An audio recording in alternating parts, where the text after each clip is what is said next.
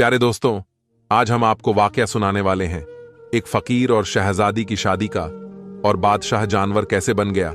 इस वाक्य को मुकम्मल जानने के लिए हमारे साथ आखिर तक रहिएगा। नाजरीन, एक दफा का जिक्र है कि एक बहुत ही खूबसूरत गांव था। उस गांव में एक बादशाह रहता था। उसकी एक खूबसूरत सी बेटी थी। बाप अपनी बेटी से बहुत ज्यादा मोहब्बत करता था। जब उसकी बेटी शादी के लायक हो गई तो उसके रिश्ते दूसरी राजाओं के पास से आने लगे। वह अपनी बेटी की शादी करने के लिए लड़कों से मुलाकात भी कर रहा था, लेकिन अब तक उसे कोई भी अपनी बेटी के काबिल नहीं मिला। एक दिन उस गांव में एक मांगने वाला फकीर आया, जिनकी उम्र तकरीबन 80 साल थी। वह बादशाह से कहने लगा कि मैं आपकी बेटी से शादी करना चाहता हूं। यह सुनते ही बादशाह को बहुत ज्यादा गुस्सा आया। उसने कहा कि तुम्हारी हिम्मत कैसे हुई, तुम्हारी इतनी औकात कि तुम मेरी बेटी के बारे में सोचो। उसने अपने आदमियों से कहा कि फौरन इसकी गर्दन उड़ा दो। उसने जुर्रत कैसे की कि मेरी बेटी को अपनी बीवी बनाने के बारे में सोचने की भी। फकीर को गिरफ्तार कर लिया गया। उसे ले जाकर कैद खाने में डाल दिया गया। उस फकीर ने कहा कि आप मेरी बात को समझने की कोशिश करें। मैं आपकी बेटी से शादी करना चाहता हूं, लेकिन इसके पीछे एक बहुत बड़ी वजह है। लेकिन बादशाह कहने लगा कि मैं अब एक ही बात सुनना नहीं चाहता। बादशाह ने फौरन उसको कहा कि इसको ले जाओ और कैद खाने में डाल दो। उस फकीर को कैद खाने में कोड़े मारे जा रहे थे। जब यह खबर राजकुमारी तक पहुंची तो उसने अपने बाप से कहा कि यह आप क्या कर रहे हैं, किसी बुजुर्ग के साथ ऐसा करना अच्छी बात नहीं। उसने कहा कि तुम बीच में मत पड़ो। वो राजकुमारी फकीरों की बहुत ज्यादा इज्जत करती थी, बहुत ही नेक थी। उसने कहा कि जो भी हो, मैं इस बात को पसंद नहीं करती कि इस मुल्क का राजा इस तरह से किसी बूढ़े इंसान पर जुल्म करे। राजा ने कहा कि तुम्हारी बात को मैं मान लूंगा, अब यहां से जाओ। वो वहां से जा चुकी थी, लेकिन शहजादी को यह नहीं पता था कि वह उसकी शादी का पैगाम लेकर यहां आया था। जब राजकुमारी को इस बारे में मालूम हुआ तो यह फकीर मेरे लिए शादी का पैगाम लेकर आए थे, तो अपने बाप के पास फिर आई और कहने लगी, क्या इस फकीर ने मुझसे शादी करने के लिए कहा था? बादशाह ने सबको मना कर दिया था कि मेरी बेटी को इस बारे में पता न चले, क्योंकि वह बहुत जिद्दी है और जो फैसला करती है डंके की चोट पर करके रहती है। अब जब बादशाह को पता चला कि मेरी बेटी को सच्चाई मालूम हो गई है, तो वह गुस्से से आकर कहने लगा कि मेरी एकलौती बेटी, मेरी लाडली बेटी से इस बूढ़े ने शादी करने के बारे में सोचा भी कैसे? बेटी बहुत समझदार थी। बाप के सामने उस वक्त खामोश रही, लेकिन उसने दिल में सोचा कि अगर वह फकीर मुझसे शादी करना चाहता है तो उसके पीछे कोई ना कोई बात जरूर होगी। वह उसी फकीर से मुलाकात करने के लिए कैद खाने में गई। फकीर से कहने लगी कि आप मुझसे शादी क्यों करना चाहते हैं? फकीर ने कहा कि जब तुम मुझसे शादी करोगी तो उसके बाद तुम्हें खुद ही पता चल जाएगा मैंने तुमसे शादी क्यों की। वह कहने लगी कि ठीक है, मैं आपसे शादी करने के लिए तैयार हूं। यह खबर पूरे मुल्क में आग की तरह फैल चुकी थी। लोग तरह तरह की बातें कर रहे थे कि शहजादी उस बूढ़े फकीर से शादी करना चाहती है और वह खुद इस पर राजी भी है। बादशाह ने अपनी बेटी को लाख समझाने की कोशिश की तो उसने जवाब दे दिया, आपने मुझे बड़े नाजों से पाला है, मेरी हर ख्वाहिश को आपने पूरा किया। अब जब मामला शादी का है, जब मुझे शादी करनी है तो मैं उसी से शादी करूंगी जिससे मेरा दिल चाहेगा। लेकिन बादशाह मानने को तैयार नहीं था। उसकी एकलौती शहजादी थी, एक फकीर के साथ शादी रचा दी। बादशाह अपनी बेटी की जिद की वजह से बहुत ज्यादा परेशान था कि वह कैसे अपनी बेटी की शादी एक फकीर के साथ कर दे। वह बोली कि मैं शादी करूंगी तो उसी से करूंगी। मैंने उनकी आंखों में सच्चाई देखी है जो आज तक मैंने किसी की आंखों में नहीं देखी। बेटी के कहने पर बादशाह को आखिरकार मानना पड़ा। उसने खुद पूरी सल्तनत में ऐलान कर दिया, हमारी बेटी की शादी हो रही है, लेकिन यह शादी बहुत ही सादगी के साथ होगी। सिर्फ निकाह होगा और मेरी बेटी आज के बाद महल में नहीं रहेगी, बल्कि उसकी झोंपड़ी में जाकर उसके साथ ही रहेगी जिससे वह शादी कर रही है। बादशाह बहुत गुस्से में था। क्योंकि वह नहीं चाहता था कि उसकी बेटी की शादी उस फकीर से हो। वह अपनी मनमानी कर रही थी, इसलिए उसने अपनी बेटी को सजा देनी चाहिए कि जब सब कुछ ऐशो आराम छोड़कर उस फकीर के साथ झोंपड़ी में शहजादी को रहना पड़ेगा, तो उसे इससे बड़ी सजा आखिर शहजादी के लिए क्या हो सकती है। बादशाह का हुक्म तो लोगों के लिए बहुत अनोखा था, लेकिन सबसे ज्यादा हैरानगी इस बात पर हो रही थी कि शहजादी इस बात को मान गई। उसने कहा कि ठीक है, मैं फकीर के साथ झोंपड़ी में रहने के लिए तैयार हूं। जब मैं शादी कर रही हूं तो फिर जहां मेरा शौहर रहेगा मैं भी वहीं रहूंगी। ये एक अनोखी दास्तान थी जो किसी के समझ में नहीं आ रही थी। एक नौजवान शहजादी एक बूढ़े फकीर से शादी क्यों करना चाहती है। बहरहाल शादी हो गई। बादशाह के हुक्म पर फकीर के साथ शहजादी चली गई। फकीर का घर बस एक दरख्त के नीचे छोटी सी झोपड़ी थी। फकीर वहां पहुंचकर अपनी बीवी से कहने लगा, यह मेरा छोटा सा आशियाना है, तुमने अब यहीं रहना है। तुमने बगैर वजह जाने मुझसे शादी कर ली। तुम बहुत अच्छी सोच की मालिक हो। मैं तुम्हारी इस बात का बहुत ज्यादा शुक्रिया अदा करता हूं, लेकिन मेरे पास ऐसा कुछ नहीं कि दिन भर मैं भूखा रहता हूं। रात को इबादत करता हूं, जब कभी कहीं से मिल जाता है तो खा लेता हूं। क्या तुम मेरे साथ इस हाल में रह लोगी? शहजादी कहने लगी कि अगर आपसे मैंने शादी की है तो इसका मतलब यही है ना कि आप जिस हाल में मुझे रखेंगे मुझे उसी हाल में रहना होगा। फकीर बोला कि मैंने तुमसे शादी की है, इसके पीछे दो बड़े राज हैं, लेकिन तुमने मुझसे शादी क्यों की? उसने कहा कि मैंने अल्लाह की बारगाह में दुआ की थी, अगर मेरी जिंदगी में कोई नेक इंसान आएगा तो मैं उसी को अपना शौहर कबूल करूंगी, चाहे वह किसी सल्तनत का राजकुमार हो या कोई दरवेश हो। उस दिन आप हमारे लिए यहां आए। मैं अपनी दुआ को अपनी आंखों से कबूल होता देख रही थी और मैं आपसे शादी के लिए राजी हो गई। इसीलिए मेरे अब्बाजान भी आज मुझसे नाराज हैं, पर मैंने अल्लाह ताला को हाजिर और नाजिर जानकर इस रिश्ते को कबूल किया। फिर जो भी हो जाएगा आपके साथ रहना पसंद करूंगी। वह इतनी सब्र करने वाली थी कि वह फकीर ऐसी बीवी को पाकर बहुत ज्यादा खुश था और दोनों दिन भर के भूखे रहते, रात भर अल्लाह की इबादत करते। फकीर किसी मकसद के बगैर कोई काम नहीं करते। शहजादी अच्छी तरह इस बात को समझ चुकी थी। वह शाही महल छोड़कर आई थी, शाही गुजर बसर छोड़कर फकीरी की जिंदगी अपनाकर अल्लाह का शुक्र अदा कर रही थी। वह फकीर अपनी बीवी को इस हाल में देखकर अल्लाह ताला का बहुत ज्यादा शुक्रिया अदा करता, उसके लिए हमेशा दुआ करते रहता। एक दिन वह फकीर किसी काम के लिए जंगल से बाहर गए। वहां पर शहजादी से मुलाकात करने के लिए एक अनजान आदमी आ गया। वह दरअसल उसके बाप की तरफ से भेजा गया एक नौकर था। उसने कहा कि आपके अब्बा जान आपको बहुत ज्यादा याद करते हैं और कहते हैं कि हमारी शहजादी खुश है कि नहीं, उस फकीर के साथ किस हाल में है। यह सुनकर उस शहजादी का दिल भर आया और फिर उस नौकर ने कहा, हमारी बेटी से कह देना कि अगर वह वापस महल आना चाहती है तो हम उसको महल वापस बुलवा लेते हैं और यह रिश्ता भी खत्म करवा देंगे। शहजादी ने कहा, लगता है मेरे बाप ने मुझे पहचाना नहीं। मैं उनके साथ बहुत ज्यादा खुश हूं और अल्लाह ताला की रजा पर मैं बहुत राजी हूं। वह मेरे शौहर है और मैं उनसे बहुत ज्यादा खुश हूं। उस नौकर ने कहा कि आपके बाप ने आपके लिए एक बहुत बड़ा मोती भिजवाया है। वह नौकर जिद करके मोती को वहां पर रखकर चला गया। वह फकीर जब अपने काम से वापस आए, उन्होंने मोती को सामने देखकर कहा, यह तुम्हें किसने दिया? उसने सारी कहानी सुना दी। वह बोले, अगर आप मेरे साथ खुश नहीं है, अगर आप अपने वालिद के पास जाना चाहती है तो जा सकती है। मैं आपसे कोई शिकायत नहीं करूंगा। मैं आपसे राजी हूं, बल्कि मैं यही चाहूंगा कि आप खुश रहे। उस पर शहजादी कहने लगी, मैं बहुत ज्यादा खुश हूं और मुझे किसी चीज की कोई कमी नहीं है। सब कुछ मुझे आपकी सूरत में मिल गया है। आप क्या चाहते हैं यह मुझे नहीं पता, बस मैं अल्लाह की रजा के लिए यहां पर आपके साथ खुश हूं। और जहां तक बात है इस मोती की, तो इस मोती को मैं रखना नहीं चाहती।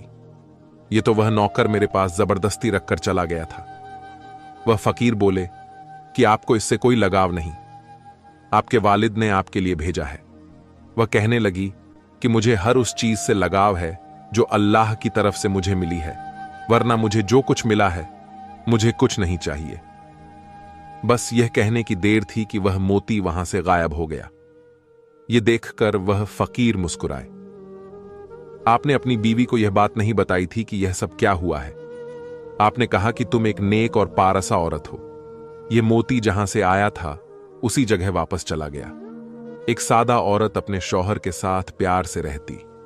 उम्र का इतना फर्क था, तब भी उसको सुकून था, जिसने हमेशा शाही जिंदगी देखी। सिर्फ 2 खजूरों पर आज गुजारा कर रही थी। यह बहुत ही बड़ी बात थी। कभी कभी तो खजूर भी खाने को नहीं मिलती थी। एक रात वह फकीर इबादत कर रहे थे कि उनको किसी के आने की आहट सुनाई दी गई। फकीर ने देखा तो एक आदमी अपने सर पर बड़ा सा थाल लेकर चला आ रहा है। उसने कहा कि बादशाह सलामत ने अपनी बेटी के लिए यह रात का खाना भिजवाया है और कहा है कि मेरी बेटी से कहो सिर्फ पानी पिएगी तो मर जाएगी। उसका शौहर उसे खाने के काबिल भी नहीं है।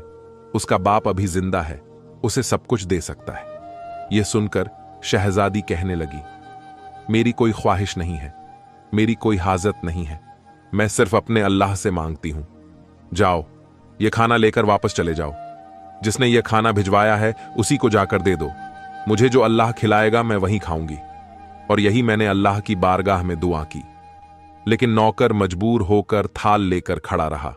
शहजादी को गुस्सा आ गया। उसने कहा कि मैं यह खाना नहीं खाऊंगी, मैं अल्लाह पाक की नेमतों की नाशुक्रे नहीं हूं। शहजादी की इस बात को सुनकर फकीर की आंखों में आंसू आ गए। उन्होंने अल्लाह ताला की बारगाह में दुआ की कि या अल्लाह, यह तुझसे मांगती है, मेरी वजह से सब शुक्र से जिंदगी गुजार रही है, कभी उफ तक नहीं कहा, लेकिन आज तू मेरी बीवी के लिए आसमान से एक ऐसा फल उतार दे जो कभी किसी ने न देखा हो। फकीर की दुआ सुन ली गई। आसमान से चांदी के थाल उतरते हुए नजर आ रहे थे जिसमें खाने रखे हुए थे। बादशाह का नौकर इस मंजर को देखकर अपने होश खो बैठा। अपने खाने की थाल को लेकर वह वापस महल की तरफ चला गया। अब यहां पर उस फकीर ने कहा कि तुम हमेशा कहती हो ना, अल्लाह ताला तुम्हें खिलाएगा तभी तुम खाओगी। ये तुम्हारे लिए खाना आसमान से आ चुका है, अल्लाह ताला की तरफ से है। अब शहजादी ने अपने शौहर के साथ मिलकर वह खाना खाया। शादी से लेकर अब तक आज पहली बार उसने पेट भरकर खाना खाया था। इस पर उसने अल्लाह का शुक्र अदा किया। वह नौकर जब महल वापस पहुंचा तो उसने बादशाह से कहा, अब आप अपनी बेटी की जरा भी फिक्र न करें, उसके लिए तो आसमान से चांदी के बर्तन उतारे जा रहे हैं। वह बहुत अच्छी जिंदगी गुजार रही है। वह कोई फकीर नहीं बल्कि लगता है किसी सल्तनत का राजकुमार है। बादशाह ने कहा कि ऐसे कैसे हो सकता है? अगर ऐसा होता भला वह झोंपड़ी में क्यों रहता? मेरी बेटी मेरे खिलाफ आखिर कैसे जा सकती थी? अपने मुलाजिम की बातों को सुनकर बादशाह के कान खड़े हो गए, लेकिन उसके सामने उसने कुछ भी न कहा। उसने कहा, मैं भी तो जरा जाकर देखूं, मेरी बेटी के लिए आखिर खाना कहां से आता है। एक दिन वह चुपके से भेष बदलकर फकीर की झोंपड़ी के पास पहुंच गया। उधर फकीर ने फिर अल्लाह की बारगाह में दुआ की। बादशाह ने खुद अपनी आंखों से देखा कि आसमान से थाल उतरता हुआ आ रहा था और उसमें ऐसा खाना था जो आज तक किसी ने नहीं खाया। न ही बादशाह के शाही महल में कभी ऐसा खाना बना था। यह सब देखकर उसका खून खौलने लगा। वह अपने महल में वापस आ गया और दाएं बाएं टहलने लगा। उसने कहा कि मुझे लगता है कि यह फकीर कोई बहुत बड़ा जादूगर है, तभी तो खाना इस तरह ऊपर से मंगवा रहा है। उसने अपने खास आदमी से कहा कि इस जादूगर का खात्मा करना पड़ेगा। उस जादूगर ने तो हमारी बेटी को हमसे दूर कर दिया है। उस मुलाजिम ने कहा कि जी हां, एक ऐसा जादूगर को मैं जानता हूं जो उससे लड़ सकता है। वह बहुत पहुंचा हुआ जादूगर है। उसकी जादू के आगे किसी का जादू काम नहीं करता, सब नाकाम हो जाते हैं। उसके सामने वह दरवेश क्या है, 80 साल का बूढ़ा जिसके पैर खुद कब्र में लटके हुए हैं। बादशाह ने कहा, ठीक है, उस जादूगर को फौरन मेरे पास बुलाकर लाओ। जब वह जादूगर आया तो उसे बातें बताई गईं और कहा गया कि वह अल्लाह वाले फकीर इस तरह मेरी बेटी को अपने साथ ले गए और जादू के तौर पर उसको रोजाना खाना खिला रहे हैं। शहजादी को जब इतने अच्छे अच्छे खाने खाने को मिलेंगे, शहजादी तो उसी के गुण गाएगी। बस मुझे अपनी बेटी किसी हाल में वापस चाहिए। उस जादूगर ने अपना अमल शुरू किया। कुछ दिन अमल करने के बाद उसको पता चल गया कि वह कोई जादूगर नहीं, बल्कि एक अल्लाह का नेक बंदा है। उसका मुकाबला करना इतना आसान नहीं। जादूगर सीधा बादशाह के पास आया और कहने लगा, मैं उनसे मुकाबला नहीं कर सकता, क्योंकि अगर मैं उसके सामने खड़ा होता हूं तो मुझे बहुत बड़ा नुकसान हो जाएगा। बादशाह कहने लगा कि ऐसा कौन सा नुकसान हो जाएगा। वह कहने लगा कि बस कोई भी जादू मैं उसके साथ नहीं करना चाहता। बादशाह बहुत ज्यादा गुस्से से बोल रहा था, क्योंकि अब तक वह बर्दाश्त कर रहा था। आज तक उसने अपनी बेटी की हर जिद को पूरा किया था। अब जब उसने देखा कि यह जादूगर अमल करने को तैयार नहीं, उसने जादूगर से कहा कि अगर तुम खुद अमल नहीं कर सकते मेरी बेटी को वापस लाने के लिए, तो अपनी बेटी को वापस लाने के लिए मैं खुद ही अमल कर लेता हूं। मुझे यह अमल सिखा सकते हो। जादूगर ने कहा कि आप नहीं जानते, आपकी सल्तनत उलट जाएगी, कुछ भी नहीं बचेगा। उसने कहा कि मुझे किसी कीमत पर भी अपनी बेटी वापस चाहिए। अब जादूगर ने बादशाह के कहने पर उसे वह अमल सिखाना शुरू कर दिया। यहां पर उसकी बेटी तो अल्लाह का नाम ले रही थी और शौहर का भरम रख रही थी, नमाज अदा कर रही थी, इस्लाम के बहुत करीब होती जा रही थी। जो सुकून उसे झोंपड़ी की चटाई पर सोने से मिल रहा था, उसे वह सुकून कभी महल के नरम गद्दों पर नहीं मिला था। लेकिन उसका बाप वहां इस्लाम से दूर होकर जादू टोने में लगा हुआ था, क्योंकि उसको अल्लाह वाले फकीर को किसी भी हाल में हराना था। किसी भी हाल में उसने अपनी बेटी को वापस लेकर आना था। अब बादशाह ने जादूगर से वह अमल पूरी तरह सीख लिया। उसने जादूगर का लिबास पहनकर एक जगह बैठकर दायरा खींच लिया और मंत्र पढ़ने लगा। उस मंत्र में ऐसी ताकत मांग रहा था जिसकी जोर पर वह फकीर को खत्म करना चाहता था।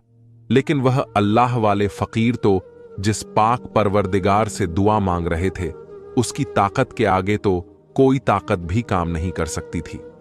अल्लाह वाले फकीर समझ चुके थे कि कोई उनकी जात को छेड़खानी कर रहा था और उनकी बीवी उनसे अलग करने की कोशिश कर रहा है। मगर वह अल्लाह वाले किसी भी सूरत ऐसा नहीं चाहते थे, क्योंकि जो कुछ उन्होंने किया सब इसी की वजह से किया था। फिर उन्होंने कुरान पाक खोला और उसकी तलाश शुरू कर दी। बादशाह बार बार उनकी तरह मंत्र पढ़कर फूंक रहा था, लेकिन वह हर बार उसकी तरफ पलट कर जाता। अब बादशाह ने एक खास मंत्र पढ़ना शुरू कर दिया। जब उसने मंत्र पढ़ा तो वहां पर एक बहुत बड़ा मोटा ताजा जंगली शेर आ गया। बादशाह ने कहा कि जाओ, जंगल में जो फकीर बैठा है उसको चीर फाड़ कर रख दो और मेरी बेटी को मेरे पास वापस लेकर आओ। बादशाह के हुक्म पर वह शेर जंगल की तरफ दौड़ता हुआ गया। लेकिन यहां पर तो अल्लाह वाले फकीर खूबसूरत आवाज में कुरान की तिलावत कर रहे थे। जब वह शेर उस फकीर के पास पहुंचा, कुरान शरीफ की तिलावत की आवाज सुनकर वह तिलावत सुनने के लिए वहां पर बैठ गया। जैसे जैसे वह अल्लाह का नाम लेता जा रहा था, वहां पर बादशाह की हालत खराब होती जा रही थी। जादूगर ने उसको पहले ही बता दिया था कि जादू अगर अटक गया और कोई गड़बड़ हो गई तो आपके साथ वह होगा जो कभी आप सोच भी नहीं सकते। आपको कोई जानवर बना दिया जाएगा। फकीर ने उस शेर की तरफ देखा और फिर उसने अल्लाह का नाम लेना शुरू कर दिया।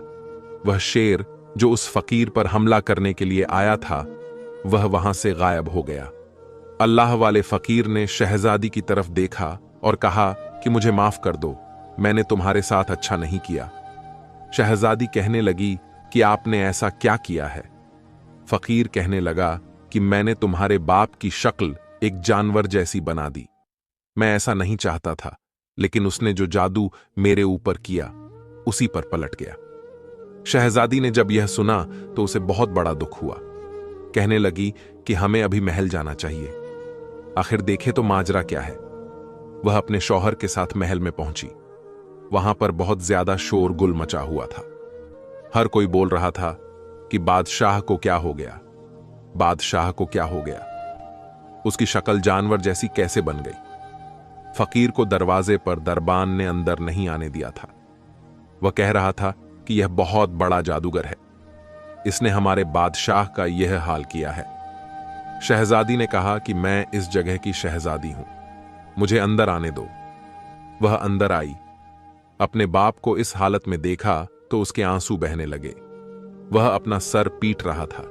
उसका चेहरा तो वही बादशाह वाला था, मगर उसका पूरा बदन जानवरों जैसा बन चुका था। बेटी बाप को ऐसी शक्ल के साथ देखकर जारो कतार रोने लगी। उसने कहा कि आपने ऐसा क्यों किया? वह जैसा भी था आखिर उसका बाप था और वह बेटी थी। अपने बाप की शक्ल को देखकर वह रोने लगी।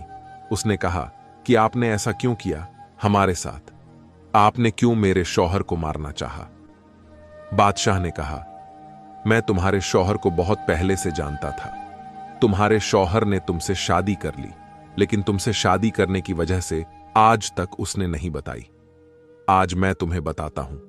दरअसल मैं तुम्हारी शादी किसी मुसलमान से नहीं करना चाहता था, बल्कि मैं तुम्हें एक ऐसी सल्तनत की शहजादी बनाना चाहता था जो कि गैर मुस्लिम था और उसकी बहुत बड़ी जायदाद थी। मैं उसकी शादी तुमसे करके उस मुल्क को अपने कब्जे में लेना चाहता था। इसलिए मैंने तुम्हें यह बात नहीं बताई थी, क्योंकि तुम दीन के बहुत करीब थी और मैं जानता था कि तुम बहुत नेक हो, इबादत गुजार हो और तुम यही चाहती हो कि तुम्हारा शौहर सच्चाई के रास्ते पर चलने वाला हो। एक दिन मैं उसी गैर मुस्लिम राजकुमार से मिलने के लिए उसके मुल्क की तरफ जा रहा था। रास्ते में मुझे इस शख्स की झोंपड़ी नजर आई। मैंने उसे वहां पर इबादत करता हुआ देखा। तुम तो जानती हो कि मुझे फकीरों से सख्त नफरत है। जब मैंने इस फकीर को देखा तो मैं कहने लगा कि मेरी बेटी न जाने किसके साथ शादी करेगी। मैं किसी फकीर के साथ अपनी बेटी की कभी भी शादी नहीं करवाऊंगा। मैं तो उसे किसी राजकुमार की बीवी बनाऊंगा, अगर वह गैर मुस्लिम ही क्यों ना हो। इतना कहकर मैं वहां से गुजरने लगा तो उस बूढ़े फकीर ने मुझे रोककर कहा कि आप ऐसी बातें क्यों कर रहे हैं? एक मुसलमान होकर अपनी बेटी की शादी किसी मुसलमान से ही करें, क्योंकि दीनदार शौहर ही आपकी बेटी की इज्जत करेगा, उसको नाम देगा, मोहब्बत देगा, क्योंकि वह अल्लाह से डरने वाला होगा। इससे आपकी बेटी को भी मोहब्बत होगी। ये दौलत, ये महल, ये सब यही रह जाएंगे। आखिर में सब कुछ यही रहेगा जो आपके साथ होगा। आपका दोस्त होगा जो अल्लाह के रास्ते पर चलने वाला होगा। बस मुझे उसकी यह बातें बहुत कड़वी लगी। मैंने कहा कि तूने यह बात क्यों कही? आखिर तू होता कौन है मुझे यह बात कहने वाला? मैं अपनी बेटी की शादी जहां मर्जी करूं, यह मेरी मर्जी है। मैं उससे इतनी नफरत करने लगा कि अपने सिपाहियों से कहकर मैंने उसे कोड़े भी लगवाए। फिर भी यह मुझसे कहता रहा कि मैं अपनी बेटी पर जुल्म न करें, इसलिए यह महल मेरे पीछे पीछे आ गया तुमसे शादी करने के लिए। तुम तो वैसे ही अल्लाह के नाम पर जान देने वाली थी। तुमने अपनी मर्जी के खिलाफ जाकर इस 80 साला बुजुर्ग से शादी कर ली। मैंने सोचा था फकीर झोंपड़ी में रहता है, तुम्हें क्या दे सकेगा? तुम तो महलों में रहने वाली एक शहजादी हो। चंद दिनों के बाद तो तुम मेरे पास वापस आ जाओगी, पर तुमने सब्र और शुक्र के साथ वहीं रहकर इबादत शुरू कर दी। तुम उस झोपड़ी में भूखी रही, लेकिन महल वापस पलटकर नहीं आई। जब मैंने देखा कि आसमान से तुम्हारे लिए खाने उतर रहे हैं, तो फिर मैंने तुम दोनों पर जादू किया, जो मुझे नहीं करना चाहिए था। मेरी शक्ल एक जानवर जैसी हो गई। फिर वह बादशाह फकीर अल्लाह वाले से कहने लगा कि मुझे माफ कर दो। उसकी बेटी को यह सब सुनकर बहुत ज्यादा दुख हुआ। उसने कहा कि आपने जो चाहा था कि मेरी शादी ना हो, मगर अल्लाह ताला जो चाहता है बेहतर करता है। मेरी शादी हो गई। मैं बहुत ज्यादा खुश हूं और मेरे नसीब में सबसे अच्छा शौहर है जो अल्लाह ताला से डरता है, मुत्तकी, परहेजगार, इबादत गुजार और ईमानदार है, अपनी बीवी की इज्जत करने वाला है। मैंने हमेशा चाहा था कि मुझे जो भी मिले अल्लाह की तरफ से मिले। मेरा शौहर भी मुझे अल्लाह ने अता किया है, अगरचे वो 80 साल के हैं। इस बात पर मैं खुश हूं, क्योंकि जो शौहर अपनी बीवी का एहतराम करता है, उसकी इज्जत करता है, वही अच्छा शौहर होता है। मैं क्यों ऐसे राजकुमार को तलाश करूं जिसकी बहुत बड़ी सल्तनत हो लेकिन उसका दिल बहुत छोटा हो? मैं जो अल्लाह की बारगाह में दुआ मांगती हूं मुझे मिल जाता है, फिर मुझे क्या चाहिए? अभी वह बोल ही रही थी कि एक लम्हे उस फकीर की शक्ल बदली। वह नौजवान बहुत ही ज्यादा खूबसूरत था। उसने जब अपने शौहर को गौर से देखा तो कहने लगी कि सुभान अल्लाह, आप कौन हैं? उस अल्लाह वाले ने कहा कि मैं तुम्हारा शौहर हूं। शहजादी को तो अपनी आंखों पर यकीन नहीं आ रहा था। बादशाह भी यह सब देखकर हैरान था, जो अपनी हालत पर रो रहा था और अफसोस कर रहा था। उसने कहा कि मैंने 80 साल के बूढ़े को इतना दुत्कारा कि मेरी शक्ल एक जानवर जैसी बन गई, लेकिन यह अल्लाह वाले फिर से जवान हो गए। फकीर ने अपनी आवाज में कहा, हां, मैं तुम्हारा शौहर हूं। तुमने सब्र और शुक्र के साथ जिंदगी को गुजारा। मैंने तुम्हें जो खिलाया तुमने वो खाया, कभी उफ तक नहीं कहा। अल्लाह पाक भी तुमसे खुश होकर अल्लाह पाक ने तुम्हें यह शौहर अता किया है जिसका तुम हक रखती थी। फिर वह अपनी बीवी को साथ लेकर जंगल के रास्ते से गुजरने लगे तो उसने कहा कि हमें इस झोपड़ी में नहीं जाना।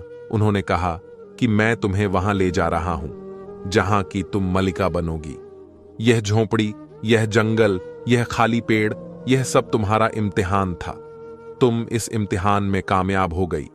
मैंने तुमसे कहा था ना, जब तुम्हें वजह का पता चलेगा तो तुम अल्लाह का शुक्र अदा करोगे। सुभान अल्लाह। तो दोस्तों, देखा आपने, एक शहजादी जो कि एक गरीब की झोंपड़ी में उसकी बीवी बनकर रह रही थी और अल्लाह से हर चीज मांगती थी। उसने जो भी मांगा सिर्फ अल्लाह ताला से मांगा। जो लोग अल्लाह की जात पर भरोसा रखते हैं, अल्लाह ताला उन्हें उस जगह से नवाजता है जहां उनका गुमान भी नहीं होता। इसलिए हम सबको भी सिर्फ अल्लाह की जात पर भरोसा रखना चाहिए और सिर्फ अल्लाह की जात से मांगना चाहिए। आखिर में अल्लाह पाक से दुआ है कि अल्लाह पाक हमारी तमाम मुरादें, हमारी तमाम परेशानियों को दूर कर दे। अल्लाह पाक से दुआ है कि अल्लाह पाक हमारी तमाम मुश्किलों को दूर करें और अल्लाह ताला हमारी हर जायज ख्वाहिशात को पूरा करें। आमीन।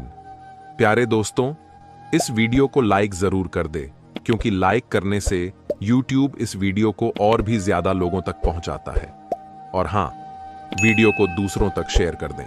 हो सकता है कि आपके एक शेयर से यह बात किसी के दिल में उतर जाए और हम सबके लिए सदकाए जरिया बन जाए।